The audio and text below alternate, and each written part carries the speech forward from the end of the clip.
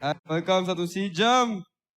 And karon kay nakoy kuan announcement. Pinaka-announcement kay the enemy comes to steal, kill, and destroy. Amen? Kasi kabalo na.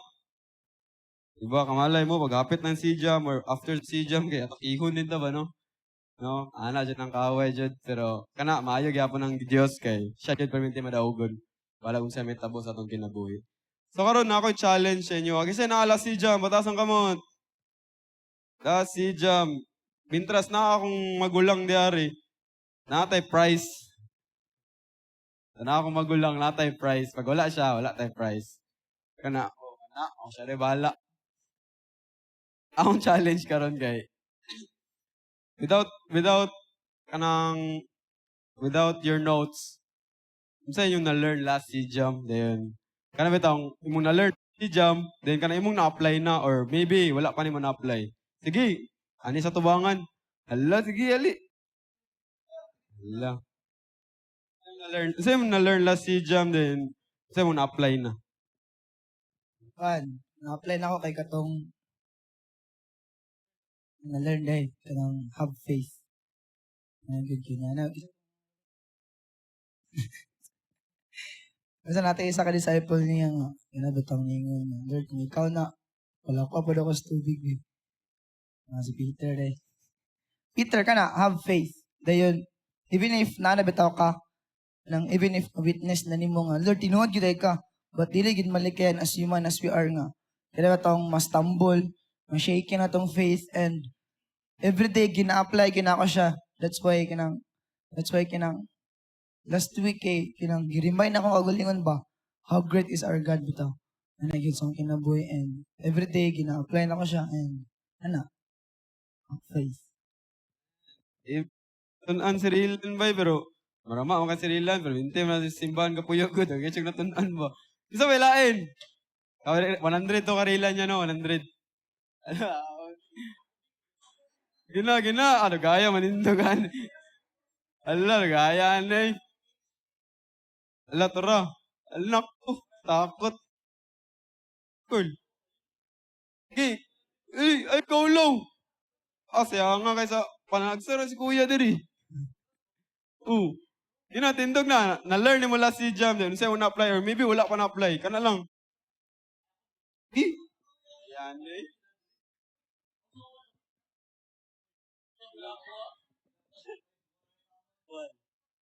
Atong story ni Kwan, atong story nila sa football.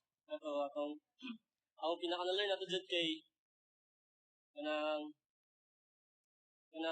every Kwan bitaw kanang every giant sa imong life kanang mga problema kay be still. Because kinasigrad ba? Kasigrad kanang kato kay ano pagtuo kay Kwan ba? Ano pagtuo kay kanang ang sulayan bitaw?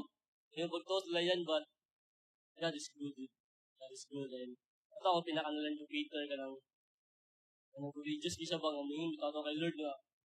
Kaya si Lord, may kamay mo ang pagtuo, but at the same time kay nanigurado lang ba no? Kato, si Lord ba di? Si kaaway niya? Man, ala to, 100 na. Next! Ala. Hello. Marama kayo. Bantay ka lang. Kanang na-apply ni mo. Kuan, akong na-learn kay night time. Bitaw katong story ni Peter, nindot kayo. Sakto tong gininrilan bay. Have faith ba? Have faith. Balag. Stroke. Kanang balag gamay na kayong pagtuo kay murag kanang mutuo jabon ka bitaw dira man nakita ni Lord yung heart then katong walk on water kana pareha sa tong life ba say atong life kay lapo kayo kanang dagat kay ba dagat sa lalom kay ba lalom pero dapat yapon ka malakaw sa pagtuo bitaw ikbalo ba say patay 1 inch bay. Next! Kita ba? Grabe. Wala si Gab. Wala, last time. Isa ko story yun. Last time ko. Awat, Diyos ko, abay.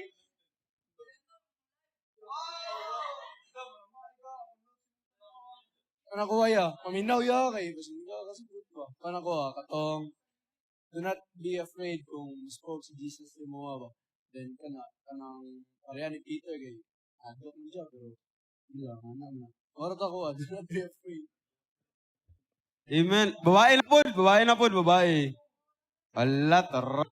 Na.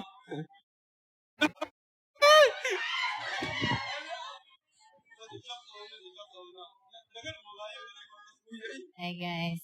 One by itong ay sorry. Katong number 1, itong Jesus prayed ba ya? Yan sana ako pag-apply. Ulo eh. Yan sana ako pag-apply ah. Ning saka kag bukid. Ako wala ko ning saka. Si Jesus ning saka kag bukid si Jesus. Ako wala ko ning saka. Kitingulan man. Nara ko sa kwarto. I-apply na ko siya bitaw kay. Ato pag nga season kay. Kuan mo. Kanang naapoy ka ng murag. Dili. Kanang mga questions bitaw ng ano.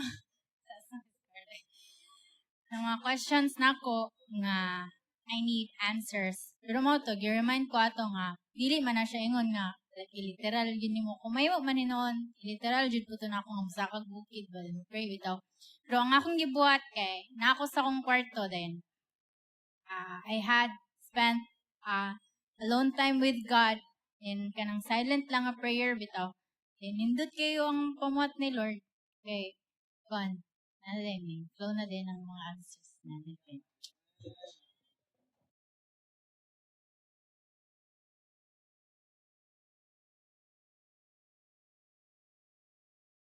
So, Mike, gipalungan kag Mike Ate G. Next, Ate G, ali Ate G.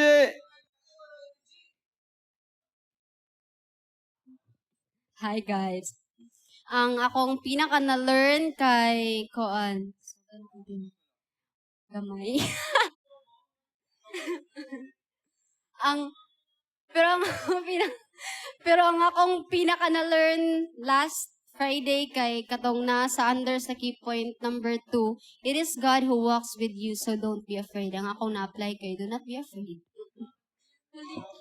Amen. Dari na, kuhanan nyo kang kuya. Dito, above all kay, above the price jud kay, ang learnings jud kay, mas labaw sa price. Amen!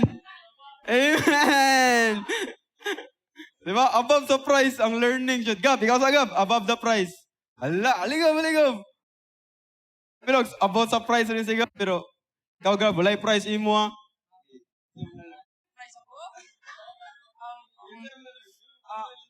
Akong na-learn, wala ko last time guys, kay nakoy practice. Pero sa akong paminaw ninyo, seems like ang story kay about itong ni-walk si Jesus sa water. So, kung ako dyan ma-reflect, well, kanang sa una, kalungog mo ko ang story kay kanang dapat na jud kay faith ni God, kanang balag, tough na kayong time ba, saya agapon ka mo minaw, di ka mo biya saya Or ako, guys. Amen. Amen. Abi na, si Gab, bago sa si Jam. Marama si Gab, no? No? Kato, ayos kayo na, kanang ang learnings bitaw na di na kailangan, sige itong topic, la si Jam, ganiya. Bitaw ka ayos kayo ang learnings, nagikan sa kasing-kasing, din apply niyo. Simple lang mo dyan kayo, pray, walk, heals, then save. Diba, mga inana ng mga learnings. And, karon kato, kamo na bahala sa price, pero above the price, ayos kayang learnings dyan. Sa na ma-apply na to. Amen. Di, jud ko, jud nila. Gusto sila, kane, last. Sure na jud nila na yung price. 500. Koy bahala. O kami ni Kuya, 250 mi. Lagi, legit. Promise. Legit. Lagi. Promise na kayo sa camera. Ganina kay. Ayos mga ito ganina kay. Above sa price. Learnings man jud. Kani kay pagsugod sa sermon, kanina jud ang legit na price 500. Bala ni mo ya, atong lisoro ng pangutana. Kani 500. Ala Gab, gay si Gab. 500 adto sa tubangan kung kabalo ka sa answer ang pangutana.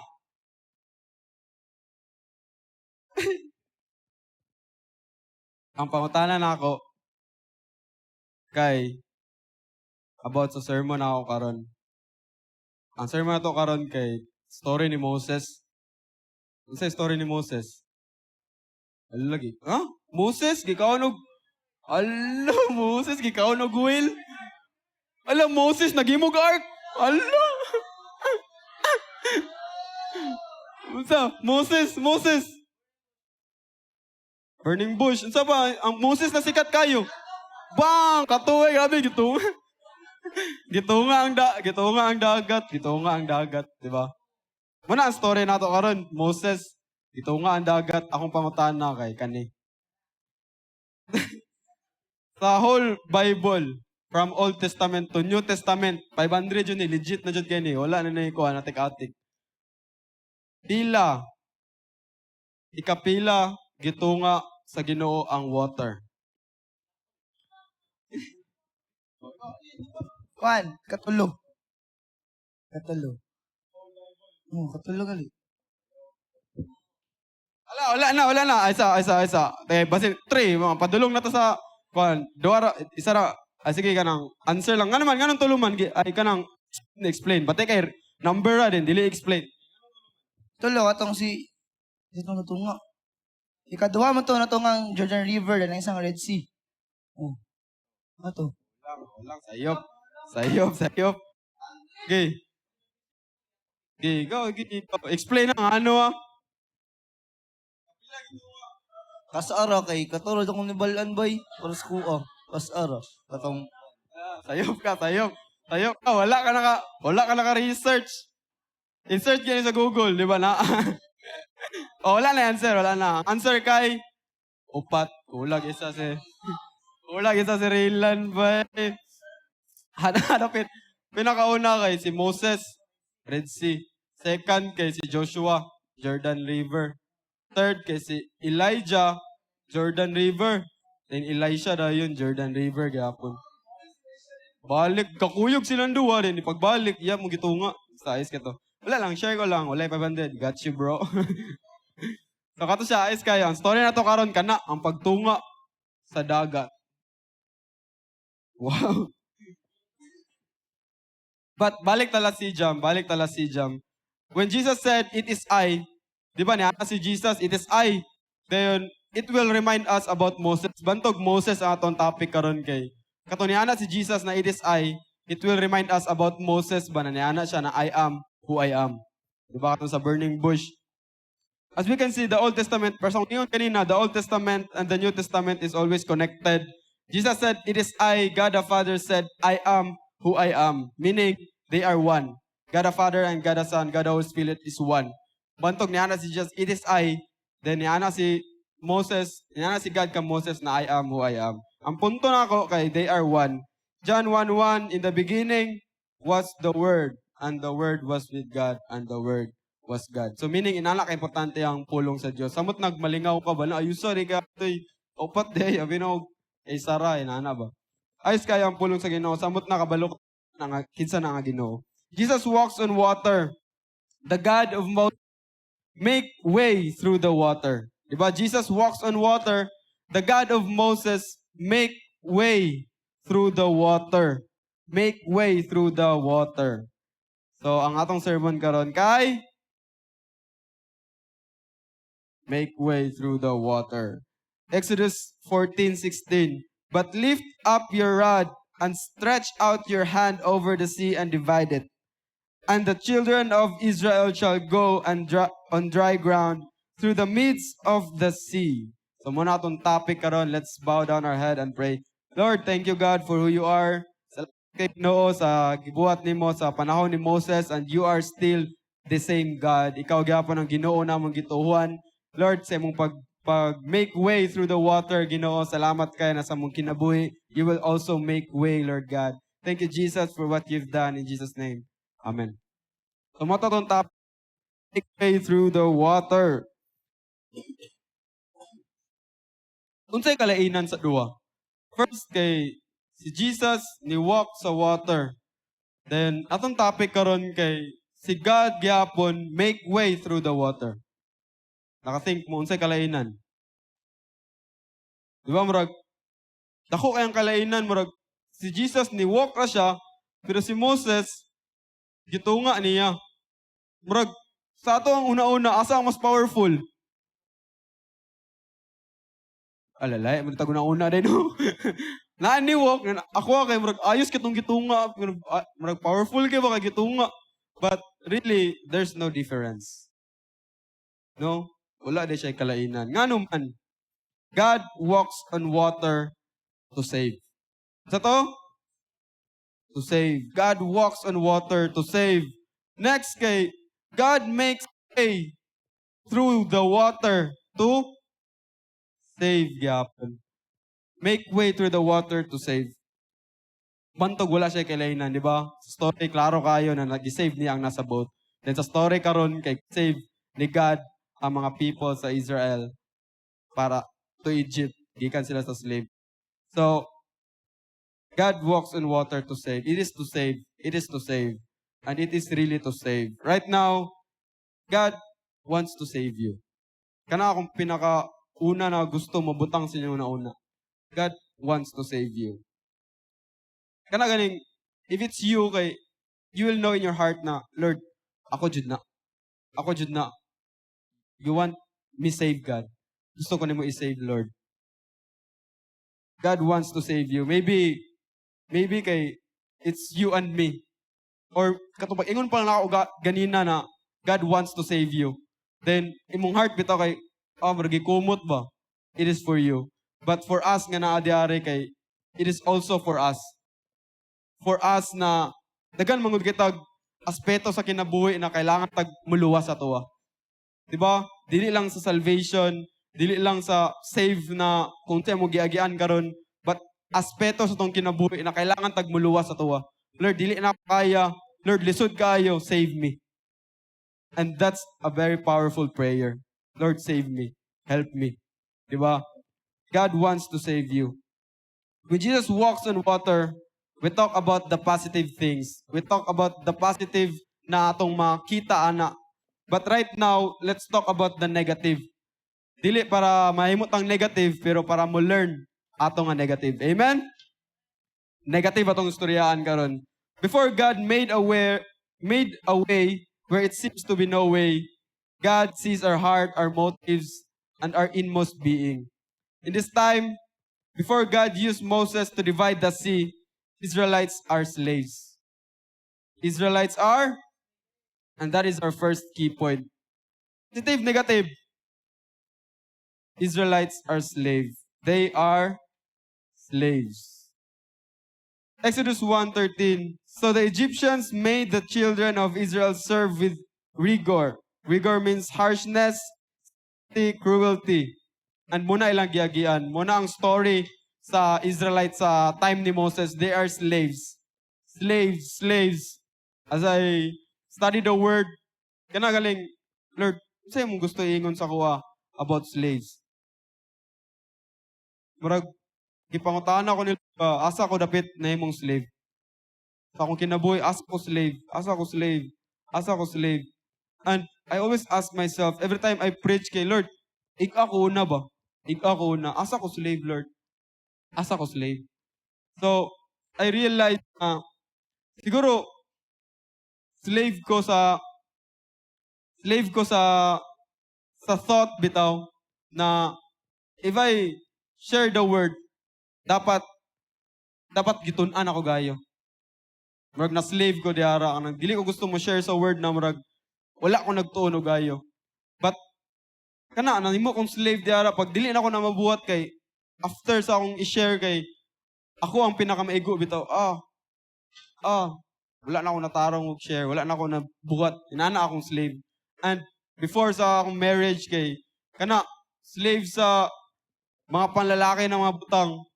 Inana bitaw kabalo na mo na dira ako slave. And right now I want to ask you something about the word slave. Asa ka slave? And I tell you kita tanan kay somehow naatay nana. Diba, natay na slave ko diari. Slave meaning harshness, serve with rigor. Harshness, cruelty. Kanang kabalo ka na sayop pero still you do it. And that is being slave. And asa ka slave? unsa ang mga butang na slave pa ka? Unsa ang mga butang na slave pa ta? Kanagaling slave na mindset. Israelites are like that. Like, na sila slave na mindset na, yes, gitabangan na sila. Yes, naa si Moses para mutabang sila. Naa si God para mutabang sila. But still, ilang mindset, still slave. Bantog atong topic kay it's really to change our mind. Kay maybe, nilakaw na ka, pero imong utok kay still slave. Sila, nilakaw sila. Mura bitawag prison cell ba na open. Pero wala, gyapon sila ni nakagawas kay naara sila dito nagtuyok-tuyok. And that is their wilderness. Na nagtuyok-tuyok na sila pero ilang mindset kay slave gyapon. Ang ano man ni, dapat dito rami. Ganong gihawa man minimo diri Moses. Dapat dito rami, naara man ta sa wilderness. Ngano man ni, slave mindset. Kanagaling, batia kaya ni na kinabuhi, oy. Ganong inaani man ni Lord. Ganong bati man kaya akong giagian karon. Slave mindset. Lord, ngano man ni, nana, slave mindset. Naana si Lord sa mua, but still, our mind is still slave. Natay mga una-una na, wala dyan inaani dyan slave mindset. And that is our first key point. They are slave. And pero kung gingon ganina, we talk about negative, not to be like this, but to learn from this. I pray na, dili na nato, una-unaon bitaw na, we are still slave. Kay save na ta. We are set free. Who the Son set free is free indeed. And number 2 nato, na key point. Naratay tulo ka key point. Gusto lang na ako ni siya na sharp lang ba? Slave mindset. They are slave. Ang number 2 nato na key point kay they have Pharaoh. They have Pharaoh. So sa story kay katong story katong plagues na giharden ni Lord ang hearts of Pharaoh. And that is their Pharaoh. In Exodus 14 verse 5, now it was told the king of Egypt that the people had fled, and the heart of Pharaoh and his servant was turned against the people.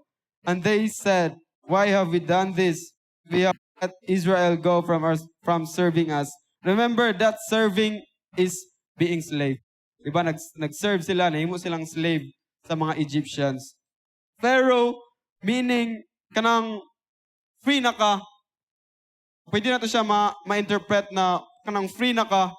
Pero ang imong thoughts, pero sa gingon ganina, it's connected sa slaves na. Ang imong thought kay, kanabitang, naay Pharaoh. Dili pa ko free. Naay thought ni mo na perminti mo ingon na, no, you're not free. But God said, nabasa ni mo, na-save na ka, Christian na ka, born again Christian na ka, born again, na jud ka. Kapila na ka na born again. But still, naay thought jud sa imo ana, no, you're not free. You're still slave. And that means Pharaoh sa ilaan na time. Maybe sa tuwapod ka na ba na?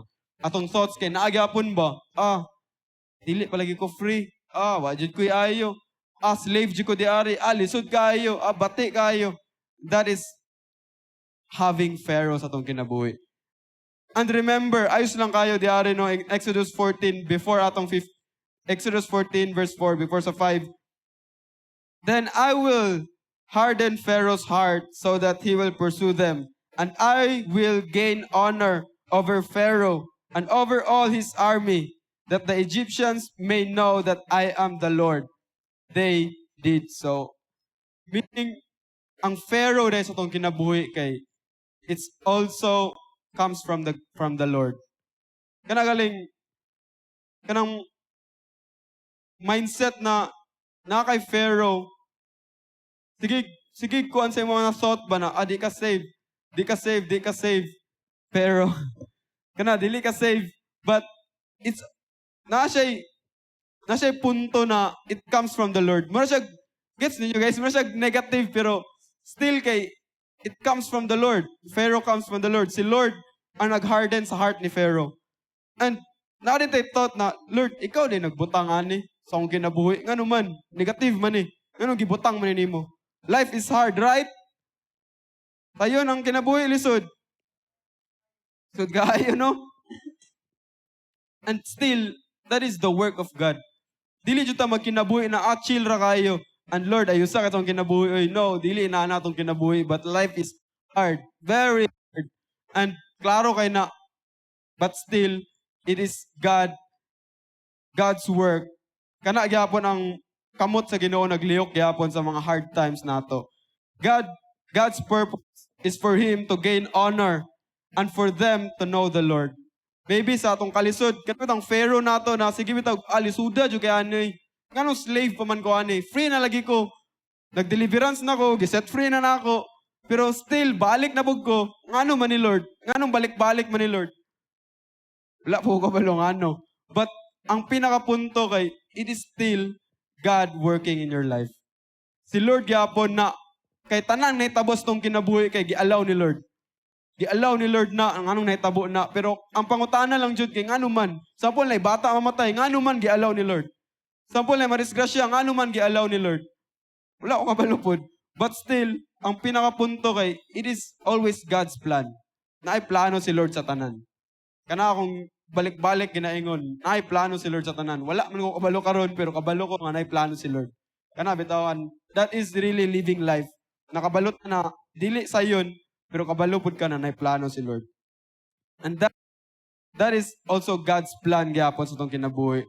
And maybe karon kay Pharaoh also means pwede po nato siya ma-mean na tao jud mismo.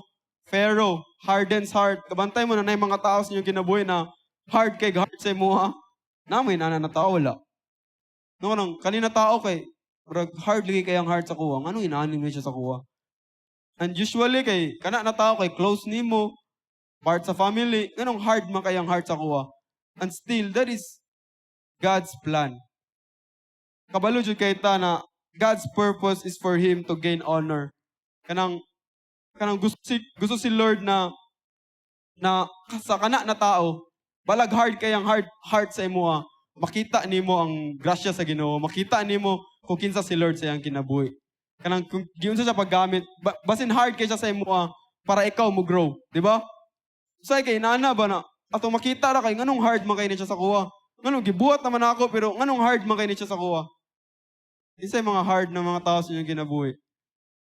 Still, that is God's plan. Si God nag-harden sa heart sa Pharaoh. No kanang ngano man Lord, pwede man ta na i-set free nimo diretso ang Israelites.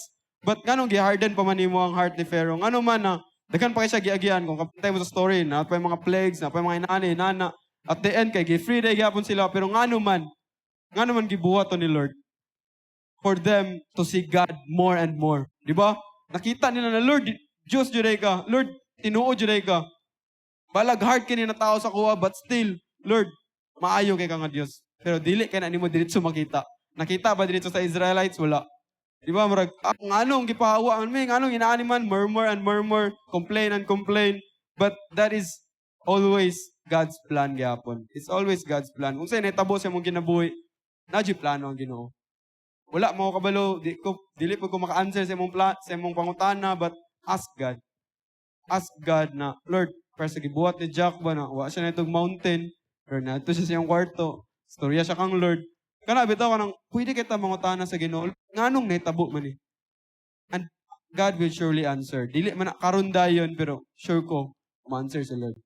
But, balag wala ka ba sa answer anak karon, pero sa future, kabalo na bitaw ka. Para sa Israel ba, nag-set free gyapon sila.